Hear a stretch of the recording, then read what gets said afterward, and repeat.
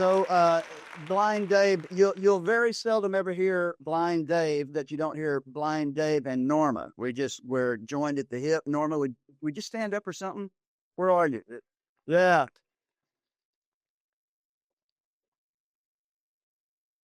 So if you ever get a chance to hear her, you don't want to miss that either. And so today I'm packing up, putting stuff in the saddlebags. The weather's beautiful. Gonna ride the bike, and I got all my bike stuff in the saddlebags and traveling light, and nothing else is gonna fit. And I get a call from Charlie who says, "Dave, Al says a little jacket would probably be a good idea." And I said, "Well, I got on my Harley jacket, and is that a good idea?" And he said, "I don't know, Dave." And anyway, he comes up with this jacket.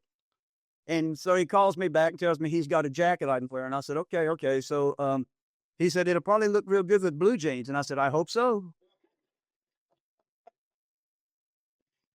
This is a little bit out of my league, I guess. I don't know. But anyway, so I get here and Charlie takes me in the other room and he's putting the jacket on me and my, I've got this thing and my wife says, good, that'll hide your wife beater shirt.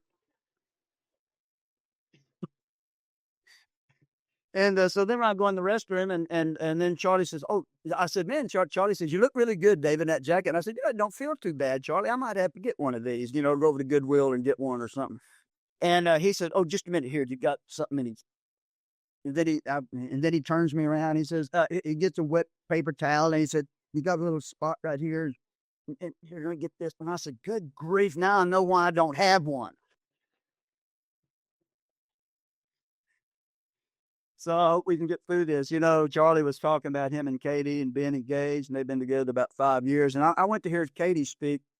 First time I ever heard Katie, and she was up and she was talking about and telling her story, and she came to meet Charlie in this story. And she said they got to, they reached the point in their relationship where they finally fell in the hay. And she said, and then one thing led to another. And I didn't hear any more of her story. I just, the rest of the night, my head was running all the scenarios of one thing leading to another.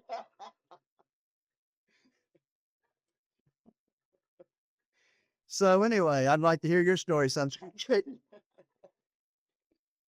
Very good. We got to do steps 1, 2, and 3 tonight. So let's take just a little moment of silence because I mean it. If y'all don't, I hope I don't bite that or something.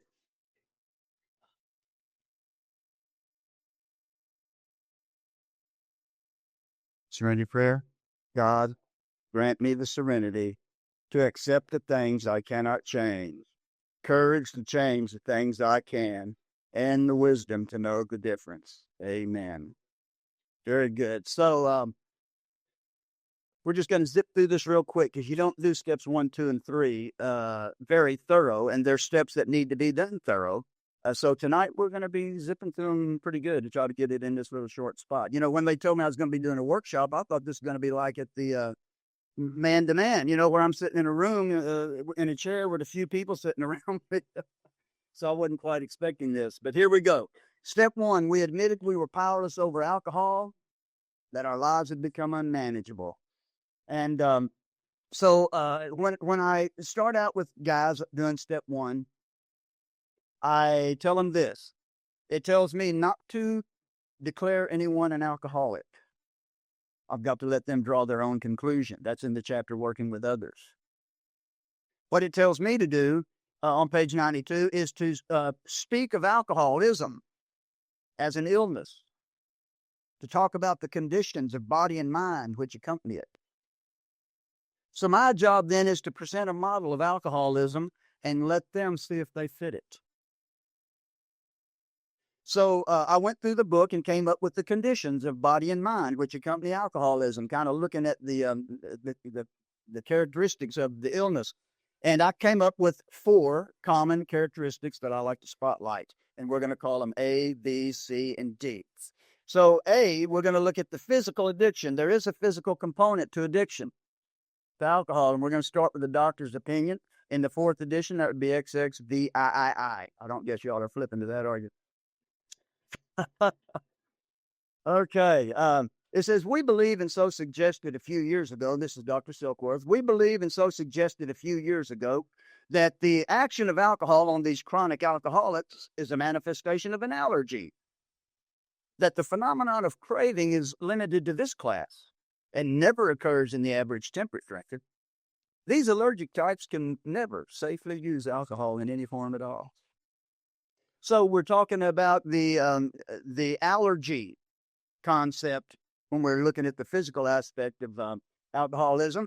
And that was a strange idea when I first come into AA. You know, I'm what they call a hypoallergenic person. I don't recall I've ever had a rash to anything. I grew up playing in the woods. I've never had poison ivy. I just don't get things like that. I've never broke out because of some kind of soap or and every time I ever go to the doctor's office and they give you these papers to fill out and they ask you, do you have high blood pressure? Do you have diabetes? You know, they ask you all them questions. And then they always say, are you allergic to any medications? And I've always said, no. I've never had an allergic reaction to anything. Boy, my wife had an allergic reaction to some perfume I gave her for Christmas here before last. And she put that stuff on, and by the time we got her to the hospital, her feet were swollen. She couldn't get her shoes on, and we took her in the emergency room. It was on New Year's Eve night, right after midnight, and the emergency room was full. They pushed everybody out of the way and took her straight in. They take that anaphylactic reaction serious. And so, I am not one of them kind of people. And so when I came to AA, and they said, well, you see, Dave, you have an allergy to alcohol. And I thought, no, I don't. I'm not allergic to any medications. I couldn't wrap my mind around that. But if you've had a problem with that, all we're talking about here is the phenomenon of craving. That's all. Dr. Silkworth wasn't sure what category to put that in, but he decided to put it in the category of being an allergy. The phenomenon of craving is limited to these allergic types. And that's all we mean by the allergy, is that for some reason, when I take the drink of alcohol, there's a few drugs that do the same thing to me. I kind of get an itch for some more. And so that's all we mean by that. So moving on from that, it says on page 22, paragraph 4, it says, we know that while the alcoholic keeps away from drink, as he may do for months or years, he reacts much like other people. We are equally positive that once he takes any alcohol, whatever, into his system, something happens, both in the bodily and mental sense, which makes it virtually impossible for him to stop. These observations would be academic and pointless if our friend never took the first drink, thereby setting the terrible cycle in motion. Therefore, the main problem of the alcoholic centers in his mind rather than in his body. So I don't spend a whole lot of time talking to people about the allergy because it's the lesser of the problem. The main problem of the alcoholic centers in his mind. If the allergy was all there was to alcoholism, all you got to do is get it out of my system. See, people come into the treatment centers, they say with their ass on fire. Actually, their whole world is on fire. And some of them need some medical assistance to get through that detox process. I mean, they could have a seizure or some serious reactions to detoxing. So some of them need medical assistance. It takes about a week to get them through the detox process. And if that's all there was to alcoholism was the physical allergy, then it would be over. You pull them out of the fire, you put the fire out, and, give them a few meals and a few good nights sleep. And you say, now, don't do that again. And just like they do, they say, don't worry, I won't. But you open the door and let them go, and they walk right out and jump back in the fire. And we have astonished society for centuries. Why? When they put the fire out and get us recuperated a little bit and back on our feet, we walk out and we'll sneak out the window if we have to and go jump back in the fire. Why? The main problem of the alcoholic is in his mind. So we're going to look at the mental obsession. This is B, the mental obsession, and it's on page 30, starting at the beginning there. Most of us have been unwilling to admit that we were real alcoholics. No person likes to think he is bodily and mentally different from his fellows. Therefore, it is not surprising that our drinking careers have been characterized by countless vain attempts to prove we could drink like other people. The idea that somehow, someday, he will control and enjoy his drinking is the great obsession of every abnormal drinker. The persistence of this illusion is astonishing. Many pursue it in the games of insanity or death. So we're talking about a mental obsession that hangs on to us long after the physical allergy. But now, apart from the physical allergy, the mental obsession is not near so strong. In fact, it's just that little thing that taps me on the shoulder frequently and says, your lady's going to be out of town all weekend. It's just always there to tap me on the shoulder. It's kind of funny. I was in a restaurant yesterday with a couple of buddies that I hadn't seen in a while, and we're sitting at this table talking all kind of AA this and talking about recovery. And there's a couple of ladies a couple of tables over from me, chatter, chatter, chatter, chatter, chatter, chatter, chatter, and I'm trying to block them out, because I'm trying to stay focused on this conversation. And all of a sudden, out of all that chatter, I thought I heard the word opium, and all of a sudden, well, now I'm trying to get these guys,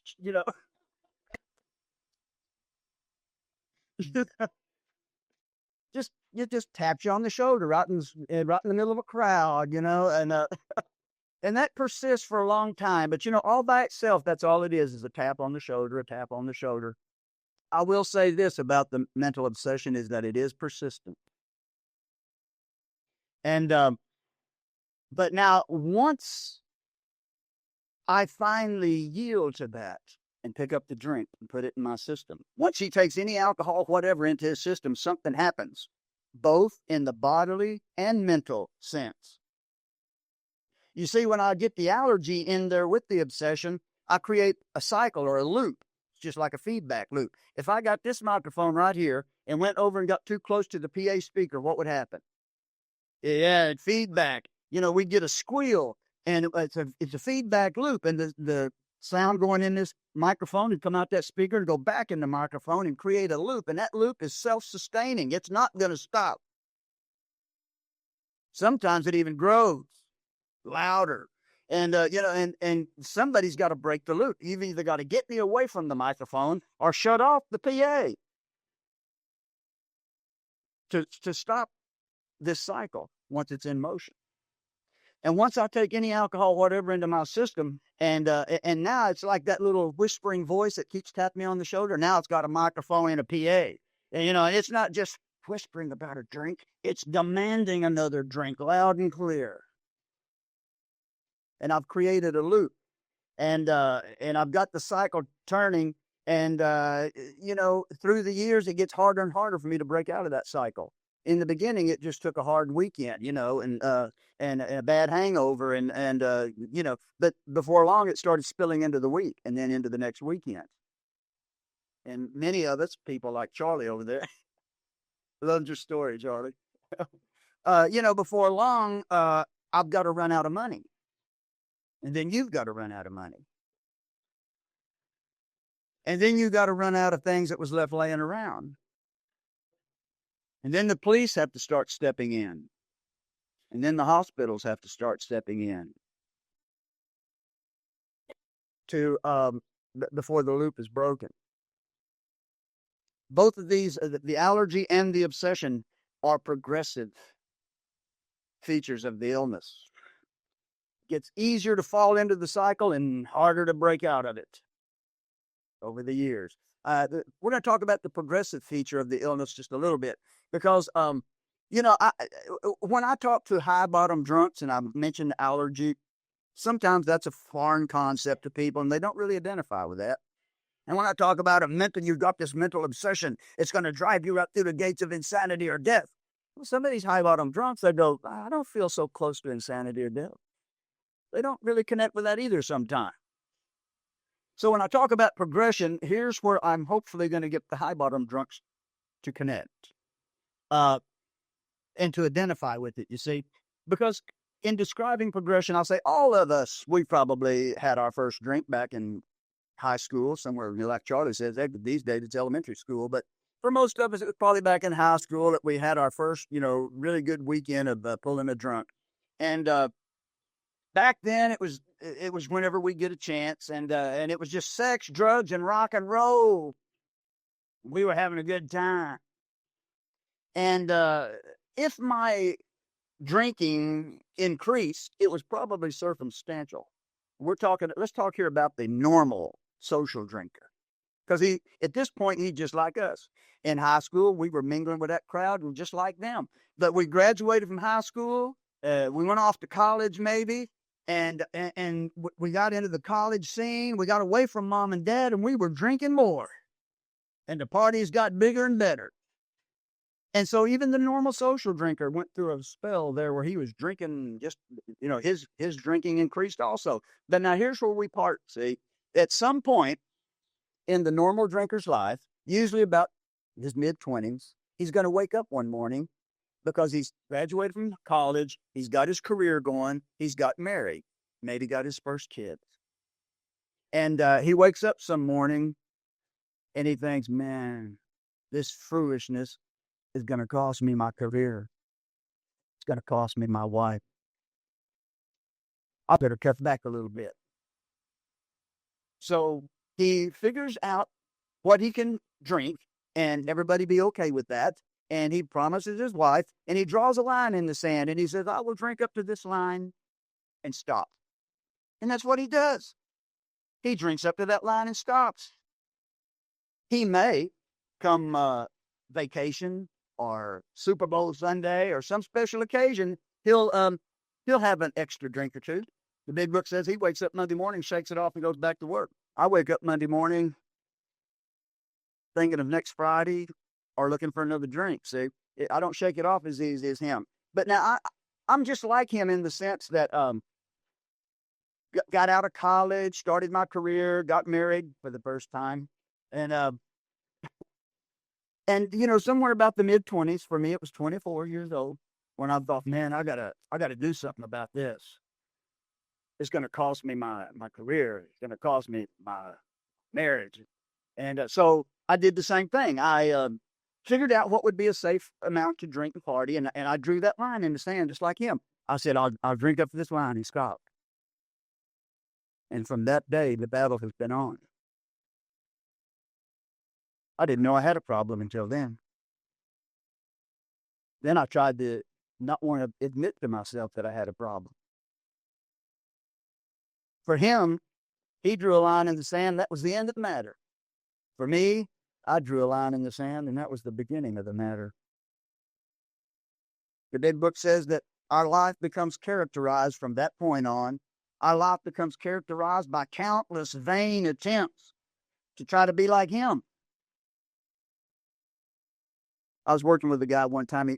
I talked about the allergy. He didn't quite relate. I talked about the obsession, insanity, and death, and he wasn't quite identifying with that. And he said, Dave, this is why I'm not sure I'm an alcoholic. I said, why?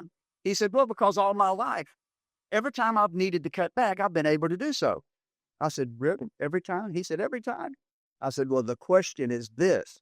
How many times have you had to make that decision? He said, oh, over 100, I'm sure. And then he almost fell on the floor laughing. He said, I see what you mean. All of us felt at times that we were regaining control, but these intervals were usually brief and then inevitably followed by still less control, which led in time to pitiful and incomprehensible demoralization. We are convinced to a man that alcoholics of our type are in the grip of a progressive illness over any considerable period. It's worse, it's never better. It don't stop. Just brief pauses sometimes is the best we can do. I like to, when I talk about the progressive feature of this illness, I say progression is a constant force pushing me toward a drink. This constant force is like gravity. Gravity is a constant force. See, if I park my car on a hill and put it in park, and I get out and I'm walking away and it slips out of gear and it's starting to roll down the mountain, and someone says, Dave, your car's rolling, This is just an analogy, y'all.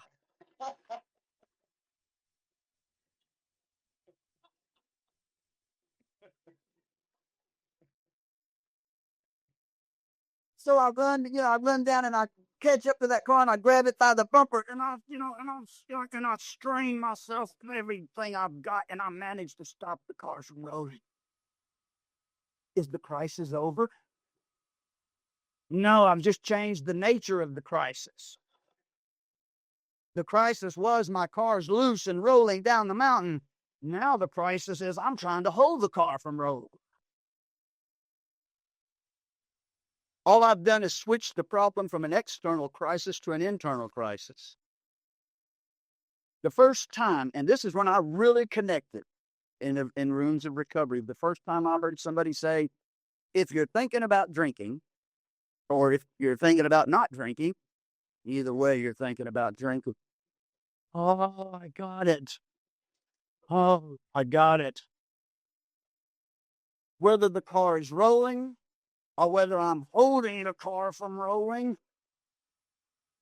there's still a crisis here. There's a constant force.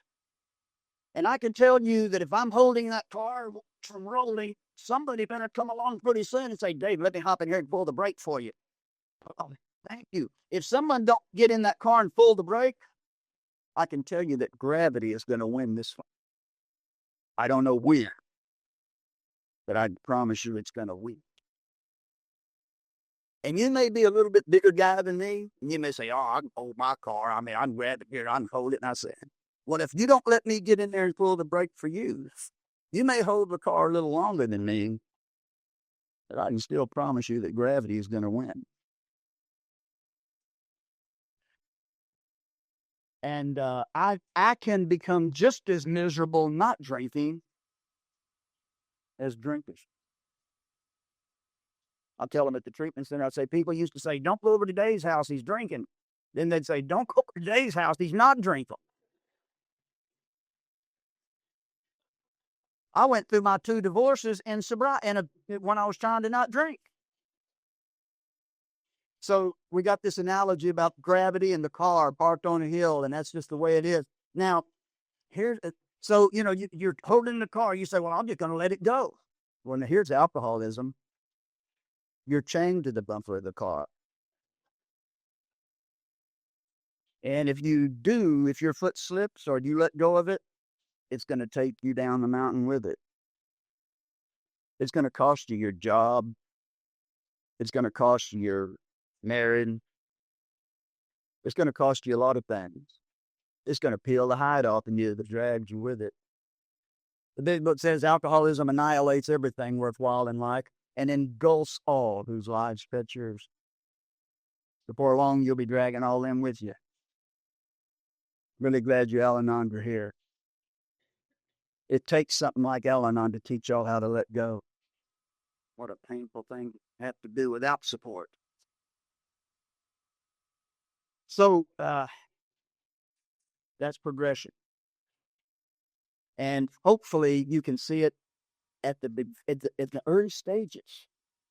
Is there seeming to be a force trying to, whether you're drinking or whether you're not drinking.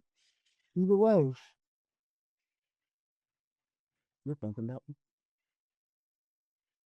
Why should my life be so consumed? Why should so much of my energy go to this problem of whether I'm drinking or whether I'm not drinking? I've never been able to direct my energy and experience my full potential. As Jordan said, because this took up all my time, all my energy, whether I'm drinking or whether I'm not drinking. And it annihilates everything worthwhile in life. And over any considerable period, it gets worse and never better.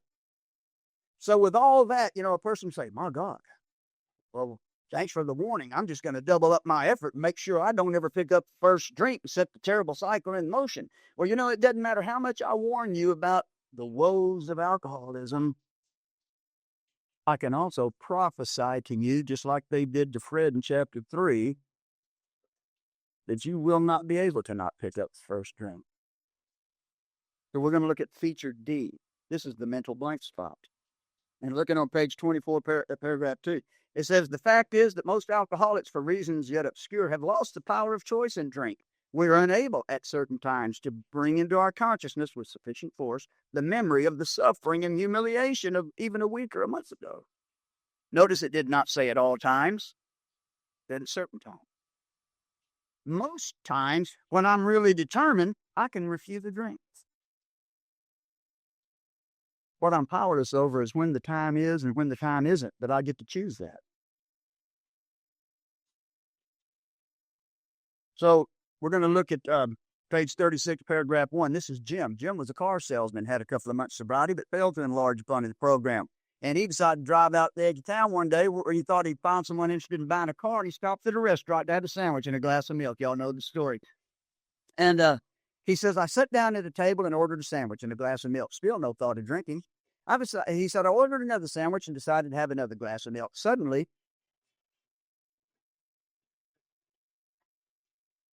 the thought crossed my mind that if I would have put an ounce of whiskey in this milk, it wouldn't bother me since I had a full stomach.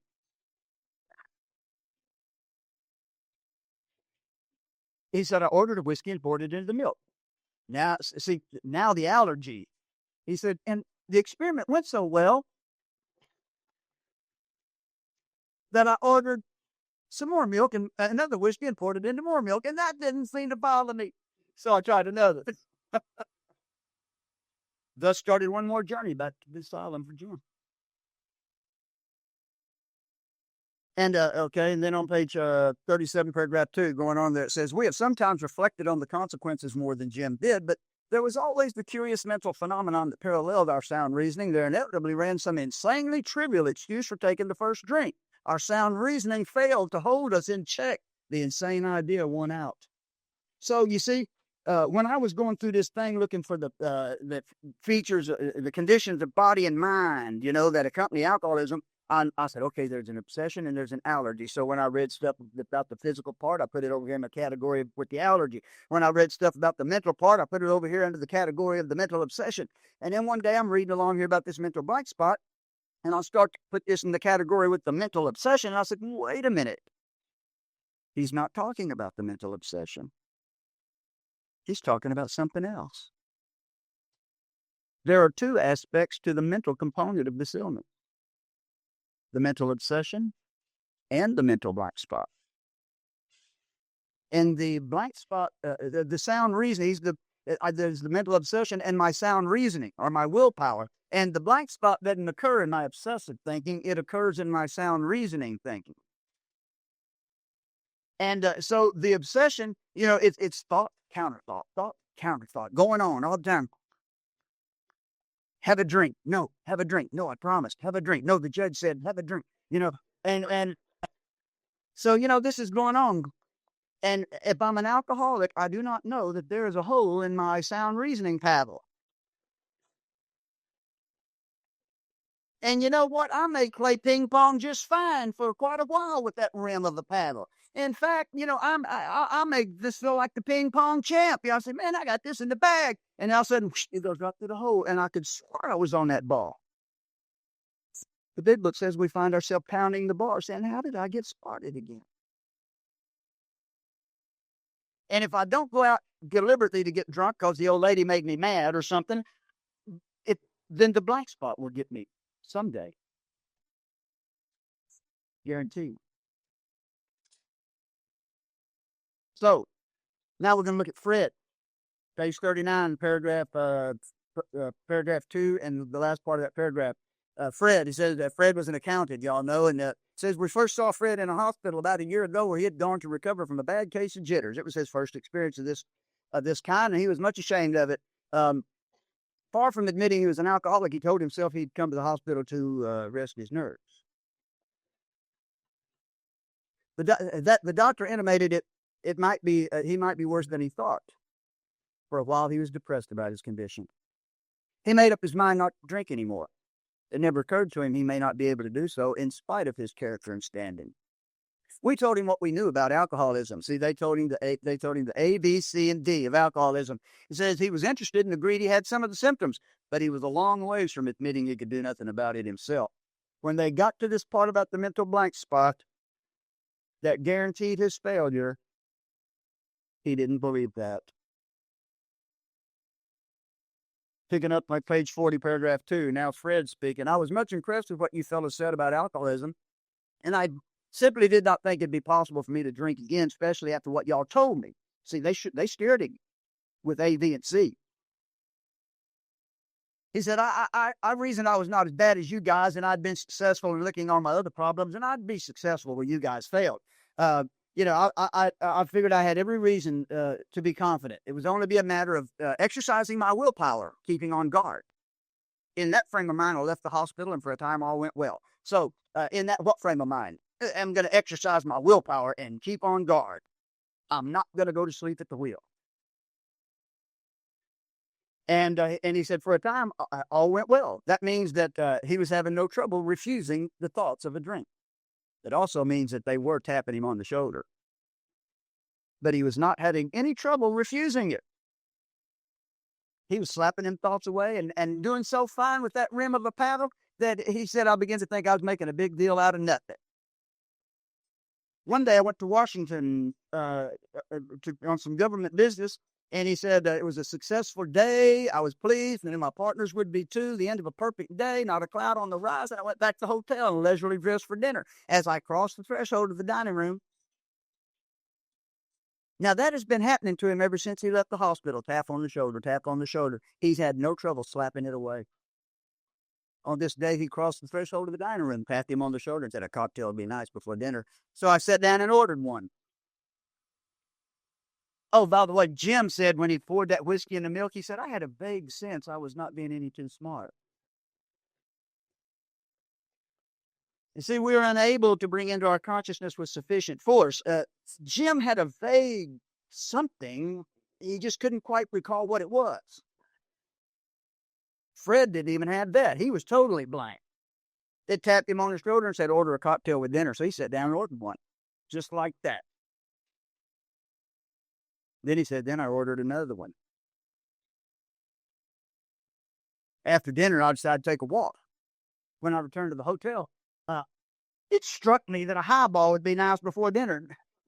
Notice it tapped him on the shoulder when he crossed the threshold of the dining room. But once he's had a couple of drinks, now it goes, get me another one. It struck him then, see. Once you set the terrible cycle in motion, it don't talk nice anymore. Get me another drink. Knock him out of the way. It struck me a highball would be nice before going to bed, so I stepped into the bar and had one. I remember having a few more that night and plenty next morning, and a hazy recollection of getting on an airplane back to New York and meeting a friendly taxi cab driver that I thought was my wife, who escorted me around for a few days. I'd like to hear that this step.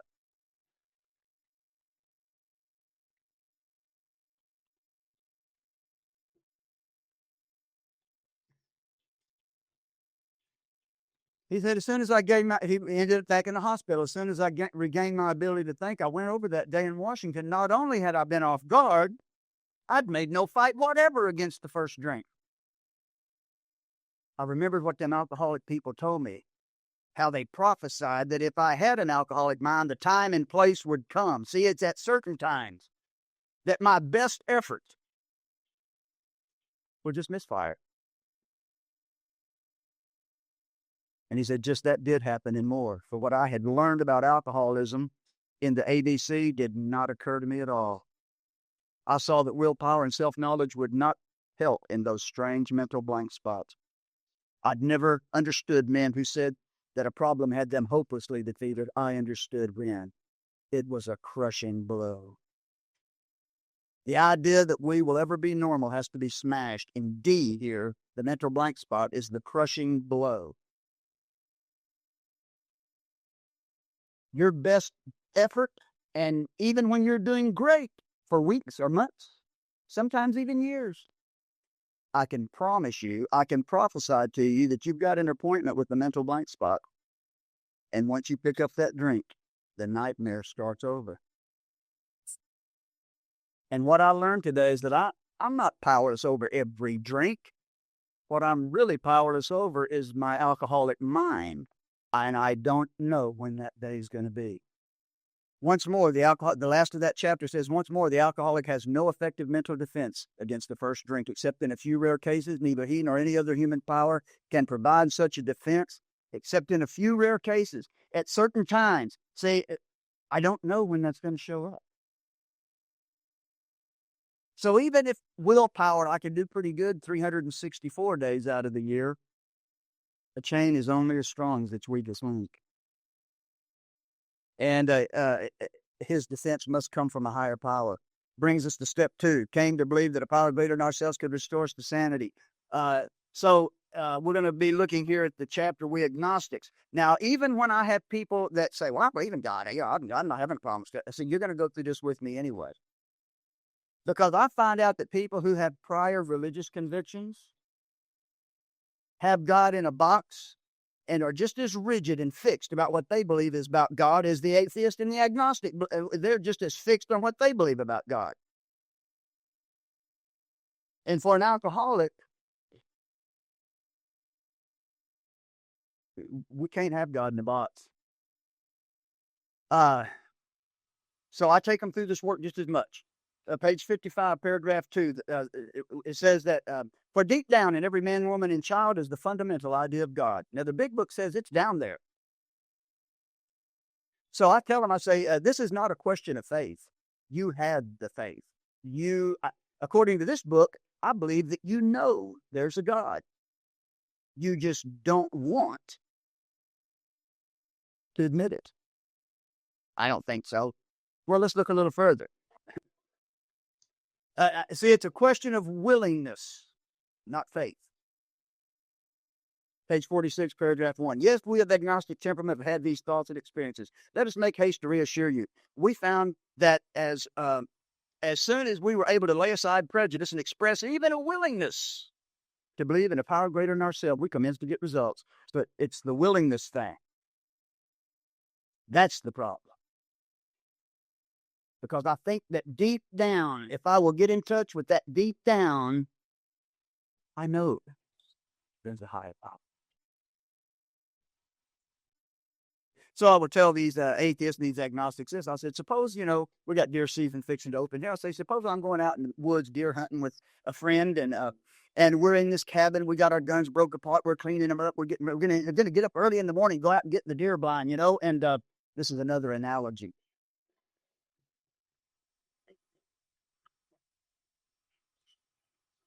So I'm talking to this dude a little bit about God, and he's an atheist or an agnostic. He's going, I don't know if I believe in God. Nah, I don't know if I buy into that, And so we're fixing to blow out the kerosene lamp and hit the rack because we got to get up early. And I said, listen, suppose there is a God outside this cabin who would like to come in here tonight while we're asleep and leave some evidence just for you. So you'll know. Maybe some cookie crumbs or some footprints or something. And this atheist, this agnostic would say, well, I don't really think I believe in all that. Just in case, I'm going to lock the door. Now I could have another atheist or agnostic would say, well, I'm really not sure I believe all that, but just in case, I'll leave the door unlocked. Both of them profess to be atheist, agnostic, but their attitude is 100 degrees apart when it comes to willingness. And all I need in this program is to be willing to unlock the door. Page 46, paragraph 2. Much to our relief, we discovered we did not need to consider another's conception of God. Our own conception, however inadequate, was sufficient to make the approach and to effect the contact with him. As soon as we admitted the possible existence of a creative intelligence, a spirit of the universe underlying the totality of things, we began to be possessed of a new sense of power and direction, provided we took the rest of the steps. Now, notice it. So I always ask the atheist or the agnostic, I say, listen, can you prove to me there is no God? I can assure you he's going to try. He's going to tell me about Darwin's theory of evolution and the survival of the fittest and the fossil record and it's woody books and windy arguments, and I'm going to just stick with my original question. So, yeah, but can you prove to me there's no God? Because those arguments don't prove. So at best, he'll have to throw up his hands and just say, okay, I can't prove there's no God, but you can't prove to me that there is. I said, well, I'm not trying to prove to you that there is. I'm just trying to get you to admit that you can't prove that there's not. Because as soon as I've got you to admit that you can't prove that there's no God, I've got you to admit the possibility that there is one. And that's all you need to do for step 2. as admit that you may be wrong? Can you admit that you might possibly, maybe just 1/10 of 1,000th of, it doesn't matter what small percentage you're willing to admit that you may be wrong. That's all we need. Some famous person one time said that from a speck the size of a mustard seed, he could grow the whole kingdom of God. So all I'm trying to do is get that speck of possibility based on the fact that you can't prove that there is no God. So now if you didn't want to unlock the door just to see what would happen, well, I'm just giving you a good enough reason to unlock the door and walk the rest of the steps and see what will happen. The 12 and 12 says all you really need is an open mind. And I just got to get them to unlock their mind. That's all. Once unlocked by willingness, it says the door seems to open almost by itself. God will just walk right in. It's not up to me to prove God to you. It's up to me to help you just unlock the door, to give you enough reason to do it. And then God will walk into your life and prove himself to you. And you'll have your own personal experience with God that nobody else can tell you that he is or isn't and talk you out of. And that's the only kind that an alcoholic can get sober on, is a very deep personal experience. The big book talked about the guy there at the end of this chapter. He said that, this thunderbolt thought hit his mind, said, who are you to say there's no God? And he tumbled out of bed and felt he was in the presence of infinite power. It said, thus was our friend's cornerstone firmly fixed in place. No later vicissitude has shaken it. I got to have that, or that mental blank spot will get me someday. Page 47, paragraph 2. We needed to ask ourselves this one simple question. Do I now believe, or am I just willing to believe? Am I just willing to unlock the door based on the slight possibility that I may be wrong, that there's no God? If I'm a religious person, maybe I'm slightly wrong and God doesn't perfectly fit into my box. Maybe I can have a new experience with God in AA that I didn't find in church. Does that possibility exist? I hope you can unlock your mind to that possibility. Am I just willing? Step 3, made a decision to turn our will in life. See, it's always been about the will, the willingness. Made a decision to turn our will in life over to the care of God as we understood him. And just what do we mean by that, and just what do we do? Well, the first requirement is that we be convinced that any life run on self-will can hardly be a success. Charlie read that earlier. And the first thing we're going to have to do is redefine success, because I know a lot of self-will people out there flying in Lear jets with millions and billions put away that the world calls successful. And they're living on self-will because they've left probably a few bodies along the way. What do you mean any life run on self-will can hardly be a success? Obviously, we're going to have to redefine what we mean by success, aren't we? Page 61, paragraph 1. Is he not a victim of the delusion that he can wrest satisfaction and happiness out of life if he only manages well? That's success is, have I quit wrestling with life to find happiness? No wonder in October, when the stock market crashed in 1929, men were jumping from the towers of high finance. They were not successful men. They were just propped up with their wealth.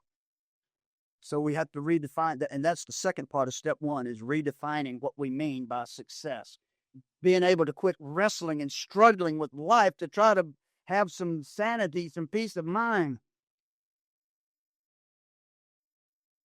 And so when we sincerely took this position, first of all, we had to quit playing God. And next, we had to let God be the director. When we sincerely took such a position, we're on page 63, paragraph 1. When we sincerely took such a position, all sorts of remarkable things followed.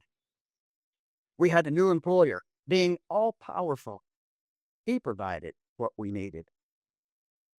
If we kept close to him and performed this work well. there is a stipulation. Bill Wilson said, simple but not easy. A price had to be paid.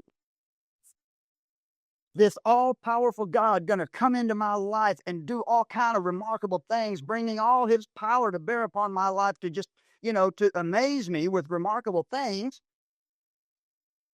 if I will agree to keep close to him and perform his work well. That's what step 3 is, a decision. It's reaching a decision. Do I want to agree to those terms? Did you know on page 28 of the big book, it says, all of us, whatever our race, creed, or color, are children of the living Creator with whom we may form a relationship upon simple and understandable terms. There are terms to forming a relationship with God. And I don't dictate those terms. God does. I've tried to dictate a few. God, y'all know those. And I will promise, but God dictated these terms. God never bought any of my conditions and terms. But now he offered me a contract, a deal, whatever you want to call it, and I don't have to take it. But if I want this all-powerful being to step in and manage my life in a remarkable way, there are terms and conditions. It says on page 46 of the big book that God does not make too hard terms with those who seek him. Notice it did not say that God does not make too hard terms for them. It says with them. This is a union, a contractual agreement between us and our higher power, that I'm going to turn over this part of my life. I'm going to turn over the managing of my life to my higher power. And he's going to do that as a response to me doing this, keeping close to him and performing his work well. By the way, that paraphrases into stay sober and help another alcoholic to achieve sobriety. How do I keep close to him and perform his work well? Step 4 through 9 is how I get close to God. Now, 10 and 11 is how I keep close to him, and 12 is how I perform his work well. Are you willing to live by those steps? Do you want to make this agreement with God? I need to clearly understand that to have this power working in my life, it's going to work in response to me acting upon my part of the agreement.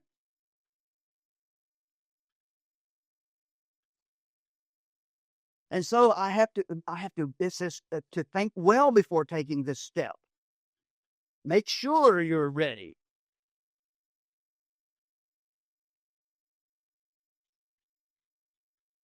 Says the wording is quite optional so long as we express the idea of voicing it without reservation. I need to really think about this. Do I fully understand that I'm entering into a contractual agreement with my higher power? And then this is going to open a new door of possibilities. Now I know how to really engage the power of God. I never knew how. I used to sit around and pray, and why did it not work? And now I know it follows very certain and specific actions. Very certain and specific actions. For me to reach out and try to help one of y'all. For me to do my inventory at night to make sure I'm maintaining a clear, conscious contact with God. Why? So that he can direct me when I reach out to help some of y'all. He's really trying to get to you. And he really wants me, and he really wants you to help each other. Very important to God.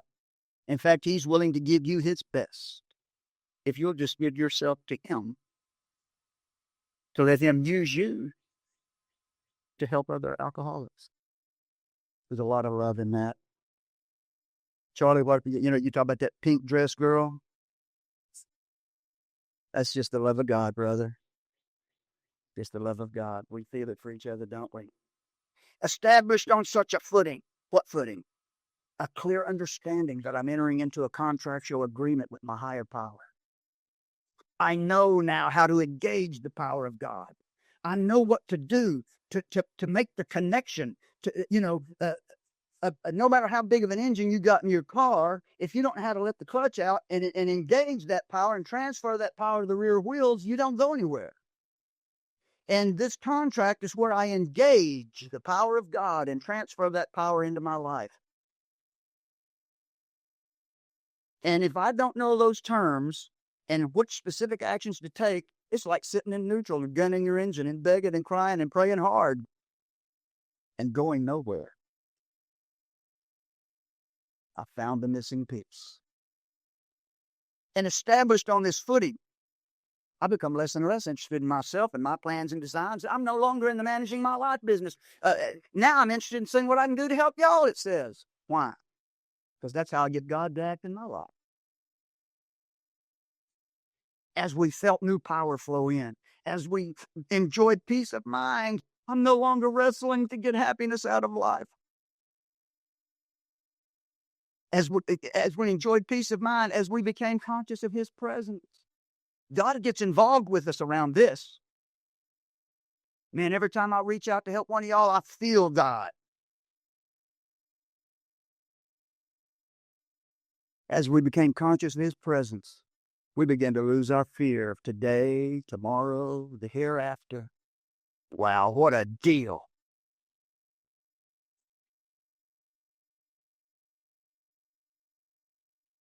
We thought well before taking this step. I want y'all to really approach that step 3 and think about this contractual agreement, and do you mean it? Because God does. We found it very desirable to take this spiritual step with an understanding person, such as our wife, best friend, or spiritual advisor, but it's better to do it alone than with somebody who might misunderstand. What does that mean? Someone who doesn't grasp the gravity of this moment that is so precious. When I say I do to God.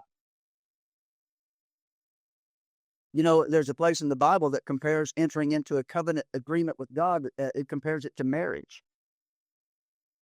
Doing step 3 is supposed to be like saying I do to God and becoming married to God for a purpose, to help other alcoholics. It says, this was only the beginning. Though if honestly and humbly made, in effect, sometimes a very great one was felt at once. I usually tell my guys, I say, here's what you're feeling right now. You're feeling a sense of anticipation like, whoa, I just entered into a contractual agreement with the creator of the universe. That if I would do a few simple things, He would bring all His power to bear upon my life to do remarkable things so that I would have a story to tell. Wow, I'm sitting here with anticipation. I don't really know what my future looks like, but I think it's going to be different from my past. You know, I'm like, they're starting to take, civilians up on the shuttle, and man, can you imagine if I'm sitting here strapped down in the Columbia, shuttle thing, and been getting ready for this. I got my suitcase packed, everything's ready, but now all of a sudden they got me strapped into the chair, and I hear somebody on a speaker somewhere going 10, 9, 8. Oh my God! Anticipation. I don't know what's up there. But man, is the adrenaline flowing. And that's what I should be feeling if I properly do step 3. I should feel like I'm sitting onto a launch pad of I have no idea what's fixing to happen. The big book says we are rocketed into a 4th dimension of existence of which we had not even dreamed, where the central fact of our life becomes the absolute certainty that our Creator has entered into our hearts and lives in a way which is indeed miraculous. That's steps 1, 2, and 3. Thank you.